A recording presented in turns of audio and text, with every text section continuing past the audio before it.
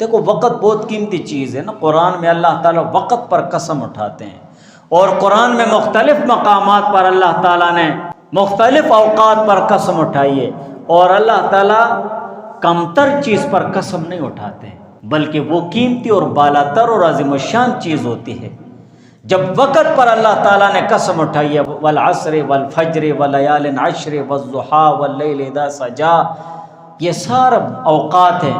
جب وقت پر اللہ تعالیٰ نے قسم اٹھائی ہے اور جگہ جگہ مقامات پر اللہ تعالیٰ نے اوقات کی قسم اٹھائی ہے، تو یہ مومن مسلمان کو جھنجھوڑنا ہے، جاگ جاؤ، خبردار ہو جاؤ، تمہارے پاس وقت قیمتی پونجی ہے، قیمتی سرمایہ، اس کو ضائع مت کرو۔